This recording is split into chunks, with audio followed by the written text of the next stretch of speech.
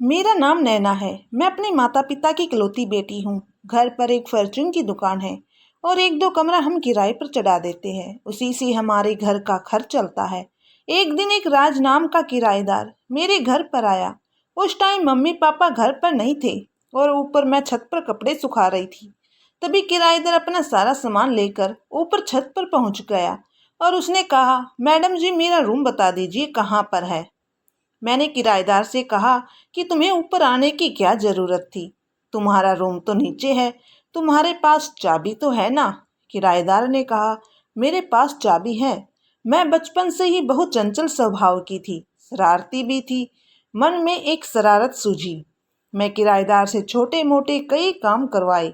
मुझे ये सब करने में बहुत मज़ा आता था। किराएदार बहुत ही मासूम था। उसने मेरे सारे छोटे मोटे काम कर दिए थे। तभी मम्मी पापा वहाँ पर आ जाते हैं। तुम बुरा मत मानना बेटा, इसकी तो आदत है मजाक करने की। किराएदार ने कहा, अंकल आंटी इसमें बुरा मानने वाली कोई बात नहीं है। वह तो मुझे पता नहीं था कौन सा रूम है, इसलिए मैं ऊपर आ गया था। फिर मम्मी पापा किराएदार का सामान उठाकर उसे उसके रूम में ले जाते हैं। धीरे धीरे राज के साथ मेरी दोस्ती हो जाती है। राज बहुत ही अच्छा लड़का था। राज यहाँ पर अपनी पढ़ाई पूरी करने के लिए आया था। पढ़ाई पूरी करने के बाद वह जल्दी ही जॉब पर लग गया था। उसकी सरकारी नौकरी लग गई थी। हमसे इतना घुल मिल गया था। जब उसकी नौकरी लगी तो सबसे पहले मिठाई का डब्बा वह हमारे घर पर ही लेकर आया था और उन्होंने हमारा ही मुंह मीठा करवाया था। बहुत ही खुश था। राज को देखकर ऐसा लग रहा था कि वह किराएदार नहीं बल्कि हमारे घर का ही एक सदस्य हो। धीरे धीरे राज मुझे पसंद करने लग गया था। एक दिन राज ने मुझे प्रपोज किया। मैं भी राज को पसंद करती हूँ। मैंने राज को कहा, क्या राज, तुमने इतनी छोटी सी बात कहने के लिए 2 साल लगा दिए। राज थोड़ा शर्मीला टाइप का लड़का है। मैंने राज की टांग खींचनी चाही। क्या राज, तुम भी लड़कियों की तरह शर्माते हो। राज के बारे में मैंने अपने मम्मी पापा को बताया। मम्मी पापा तो पहले से ही राज को पसंद करते थे। उन्होंने तो बस हमारी हामी की देरी थी।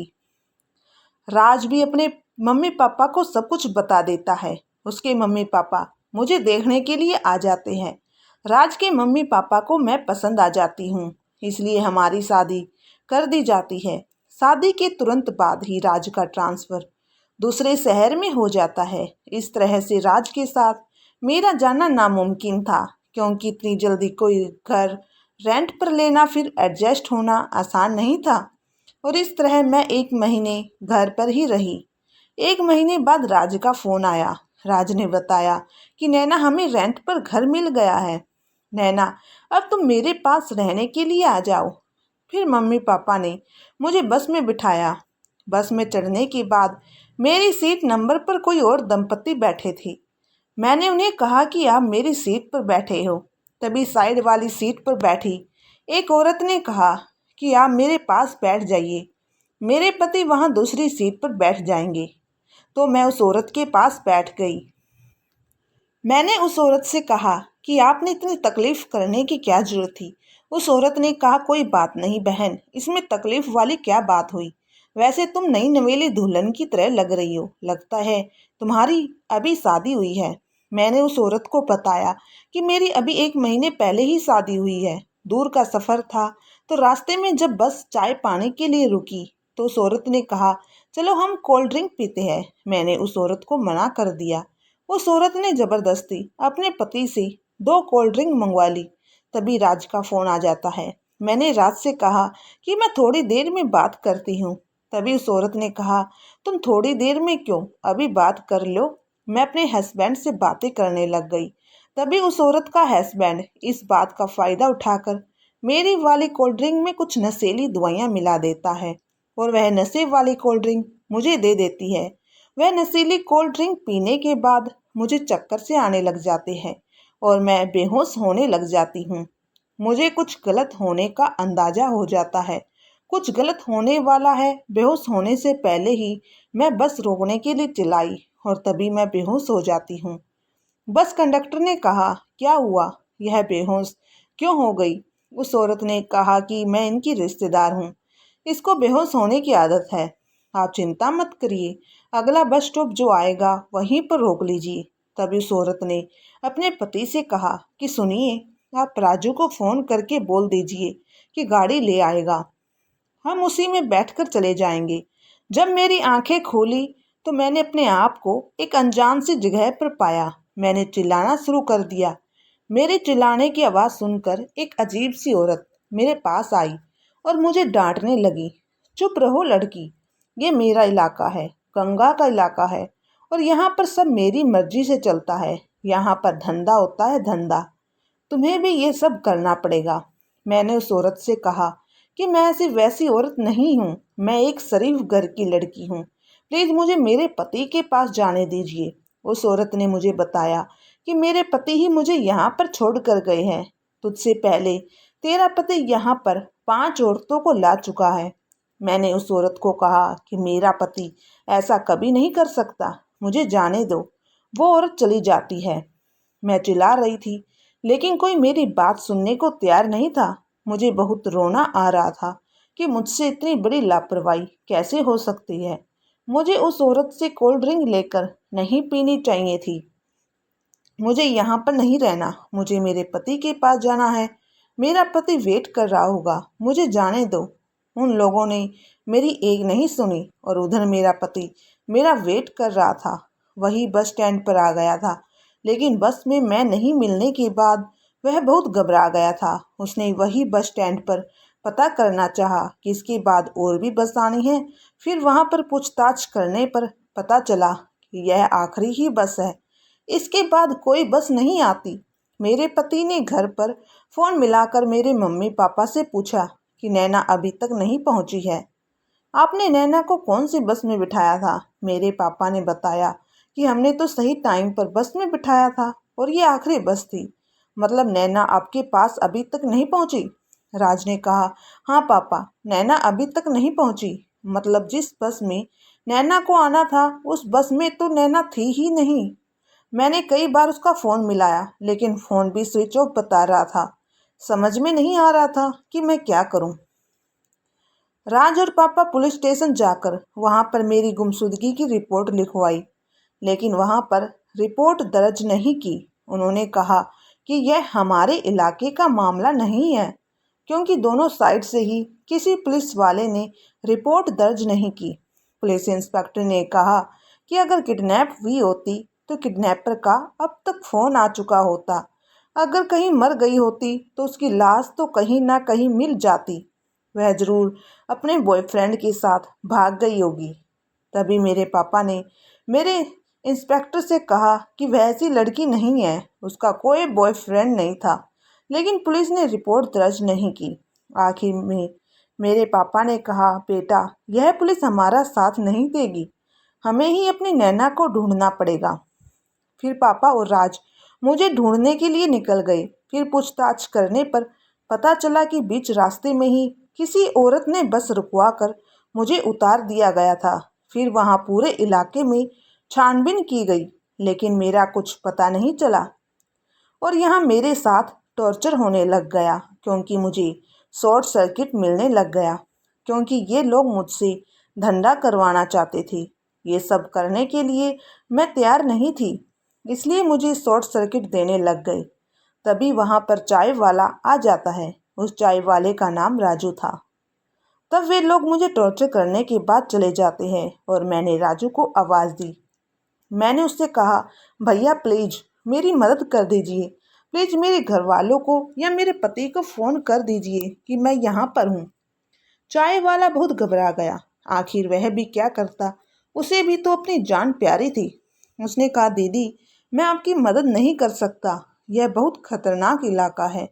फिर मैंने चाय वाले से कहा कि प्लीज़ भैया कम से कम यह तो बता दीजिए कि मैं कहाँ पर हूँ। फिर उसने कहा कि रेड लाइन मुंबई इलाके में है।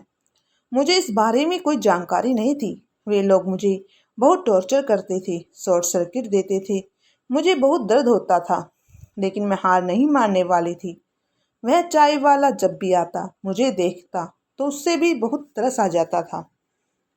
एक दिन मौका देखकर मैं भाग गई थी। बाहर निकलने के बाद सब ऑटो ड्राइवर सोए हुए थे। वहाँ से मैं भाग निकलती हूँ और सीधे वहीं पुलिस स्टेशन जा पहुँचती हूँ। मैं पुलिस इंस्पेक्टर को सब कुछ बताया कि मुझे कैसे ज़बरदस्ती यहाँ पर लाया गया है। इंस्पेक्टर ने कहा कि क्या तुम्हें वह जगह मालूम है? मैंने कहा मुझे पता है। फिर इंस्पेक्टर ने मुझे गाड़ी में बिठाकर उस जगह ले गई। वहाँ जाने के बाद तो माजरा ही कुछ और था। यह इंस्पेक्टर इस इलाके की मैडम से मिला हुआ था। इंस्पेक्टर ने कहा कि यह लो मैडम, संभालो अपनी लड़की को, अगर ऐसे ही चलता रहा तो हो लिया आपकी कमाई। उस औरत ने कहा कि साहब, आगे से ऐसा नहीं होगा। इंस्पेक्टर ने उस औरत से कहा कि मुझे मेरा बकाया चाहिए। मिल जाएगा साहब, आप चिंता मत करिए। इंस्पेक्टर वहाँ से चला जाता है। यहाँ पर मुझसे धंधा करवाने की कोशिश की जाती है, लेकिन मैं हार मानने वाली नहीं थी। उन्होंने खूब टॉर्चर किया, मुझे दर्द देने का हर संभव प्रयास किया, लेकिन मैंने हार नहीं मानी। उन्होंने हर एक प्रयास किया मुझसे हाँ करवाने के लिए। आखिर में सब कुछ प्रयास करने के बाद उस इलाके की मैडम ने 2 आदमियों को बुलाकर कहा कि इसका 1 हफ्ते तक रेप करो, इसकी अक्ल अपने आप ठिकाने आ जाएगी। तभी 2 आदमी मेरे पास आने लग जाते हैं। मैंने कहा मुझे छोड़ दो, अभी तक मैं कुंवारी हूँ। उस मैडम ने मेरी ये बातें सुनकर उन आदमियों से कहा कि रहने दो। पता नहीं उस मैडम के मन में अब क्या चल रहा था। फिर उस औरत ने मुझे एक कुछ मेकअप का बॉक्स दिया और कहने लगी कि जल्दी से तैयार हो जाओ, तुम्हारा कस्टमर आ रहा है। अगर ऐसा करोगी तो तुम अपना भी पेट पालोगी और हमारा भी। जैसा हम कहते हैं वैसा करो। इतना कहकर वह चली जाती है। तभी मैंने आईलाइनर उठाकर उसे किसी कागज़ के टुकड़े पर अपना नाम, मोबाइल नंबर लिख कर नीचे गली में फेंक दिया, क्योंकि जिस रूम में मुझे बंद किया गया था उसी में एक खिड़की थी और साइड में ही रोड लगता था। इसलिए मैंने कई कागज़ पर सेम बातें लिख कर फेंक दी, लेकिन किसी के हाथ कोई भी कागज़ का टुकड़ा नहीं लगा। तभी कस्टमर आ जाता है, वह मेरा लिखा हुआ कागज़ पढ़ लेता है। तभी उसने मैडम बुलाया और कहा, मैडम जी अंदर देखिए, यह क्या लिख रही है। फिर उस मैडम ने मुझे एक थप्पड़ लगाया। जो आदमी मेरे पास आया था वह मेरे बिल्कुल नज़दीक आने लग गया था। मैंने उसे धक्का दिया और उसे अपने पास नहीं आने दिया। फिर उस मैडम ने कहा कि यह लड़की ऐसे नहीं मारने वाली, इसे और शॉर्ट सर्किट दो, जितना ज़्यादा दर्द होगा उतनी ज़्यादा यह टूटेगी। मुझे और ज़्यादा दर्द दिया गया। तभी चाय वाला राजू आ जाता है। उससे मेरा दर्द देखा नहीं गया। फिर मौका पाकर वह मुझसे मिलने के लिए आया और कहने लगा कि दीदी, मैं आपकी मदद करने के लिए तैयार हूँ। फिर मैंने जल्दी से उसे अपने पापा का मोबाइल नंबर दे दिया और उसे कहा कि यहाँ का पता बता देना। राजू फिर सीधा वहाँ से चला जाता है। फिर नीचे मौका देखकर किसी एसटीडी में जाकर उस नंबर पर फ़ोन करता है और फ़ोन उठाते ही सीधा बोलता है कि आपकी बेटी यहाँ रेड लाइन बम्बई इलाके में है। इतना कहकर फ़ोन काट देता है, क्योंकि राजू भी पूरी तरह से डरा हुआ था। आखिर उसे भी तो अपनी जान प्यारी थी। फिर पापा ने मेरे पति के पास फ़ोन किया। बेटा राज, किसी नंबर से फ़ोन आया था। वह कह रहा था कि हमारी नैना रेड लाइन बम्बई इलाके में है। फिर हम पुलिस स्टेशन भी गए। इंस्पेक्टर ने हमसे कहा कि कोई भी मुंह उठाकर फ़ोन कर देगा और हम यकीन कर लेंगे। देखिए, आप लोग अपना टाइम बर्बाद कर रहे हैं और हमारा भी। पुलिस भी हमारी मदद करने के लिए तैयार नहीं थी, इसलिए हमने डिसाइड कर लिया था कोई हमारी मदद करने वाला नहीं है, हमें खुद ही अपनी मदद करनी पड़ेगी। राज ने मेरे पापा से कहा, पापा आप यहीं ठहरिए, मैं ही मुंबई निकल जाता हूँ। मेरे पापा ने कहा, नहीं बेटा, तुम अकेले कैसे करोगे। राज ने पापा को समझाया, नहीं पापा, मैं अकेले ही चला जाता हूँ, किसी न किसी तरह मैं नैना को ढूंढ कर ही रहूँगा। फिर राज वहाँ से निकल जाता है। वहाँ मुंबई आने के बाद वहाँ के पुलिस स्टेशन जाता है, वहीं पुलिस स्टेशन जहाँ पर मैं गई थी। वहाँ पर भी राज से ये कहकर मना कर देते हैं कि मुंबई में ये रेड लाइन के कई इलाके हैं, इसलिए आपकी पत्नी को ढूंढ पाना मुश्किल ही नहीं, नामुमकिन है। किसी तरह की कोई मदद न मिलने पर राज खुद ही मुझे ढूंढने के लिए निकल जाता है। राज मुझे ढूंढते ढूंढते उसी इलाके में पहुंच जाता है जिस इलाके में मैं थी। और उधर पुलिस इंस्पेक्टर ने कोठे वाली मैडम के पास फ़ोन करके बता दिया जाता है, मैडम जितना जल्दी हो सके उस लड़की से हाँ करवाओ, क्योंकि इस लड़की का पति इसे ढूंढते ढूंढते यहाँ तक आ गया है। फिर वो औरत मुझे हर घंटे में टॉर्चर करना शुरू कर देती है। मेरी हिम्मत अब जवाब देने लग गई थी। मैंने ये सब करने के लिए हाँ कह दिया था। वही राजू चाय वाली दुकान पर बैठ जाता है। राजू राज के लिए चाय लेकर आता है तो राजू ने राज के हाथों में मेरा पोस्टर देख लेता है। राजू मेरे पति को सब कुछ बता देता है और इशारा करके बता देता है कि मुझे कहाँ पर रखा गया है। मेरे पति राज कस्टमर बनकर कोठे पर पहुंच जाता है। राज को बहुत सारी लड़कियां दिखाई जाती है पर कोई पसंद न आने का बहाना बना दिया जाता है। फिर आखिरी में मुझे राज को दिखाया जाता है। राज मुझे देखते ही हाँ कह देता है। राज को मेरे साथ अंदर कमरे में भेज दिया जाता है। मैं अंदर से बहुत टूट चुकी थी। मुझे होश ही नहीं था कि राज मेरे पास है। कमरे में आने के बाद मैंने अपने कपड़े उतारने लगी, तभी राज मुझे ये सब करने के लिए रोक लेता है। फिर मैं अपनी गर्दन ऊपर उठाकर देखती हूँ कि यह तो राज है। मैं अपने पति के गले लग जाती हूँ। मैंने कहा, राज प्लीज मुझे यहाँ से ले चलो, ये लोग बहुत खतरनाक है। राज ने कहा, तुम चिंता मत करो, मैं तुम्हें ज़रूर लेकर जाऊँगा। फिर राज वहाँ से चला जाता है। फिर राज ने सोच लिया था कि पुलिस वाले तो मदद करने से रहे क्योंकि ये खुद इनसे मिले हुए हैं। फिर राज महिला समाज सेवा आयोग में चला जाता है। फिर वहाँ की महिला अध्यक्ष राज को लेकर सीधा डीएसपी के पास चली जाती है और डीएसपी साहब को चेतावनी देती है कि अगर पुलिस ने हमारी मदद नहीं की तो हम रोड जाम कर देंगे और सबको बताएंगे कि यहाँ की पुलिस महिलाओं के ऊपर हो रहे अत्याचार पर कोई एक्शन नहीं लेती। इतना सब सुनते ही पुलिस अलर्ट हो जाती है। पुलिस राज के साथ सीधा कोठे पर छापा मारती है और उन सभी लोगों को गिरफ्तार कर ले जाती है और नैना राज को मिल जाती है। जो इंस्पेक्टर इन सब धंधों में मिला हुआ था उसे सस्पेंड कर दिया जाता है। धन्यवाद।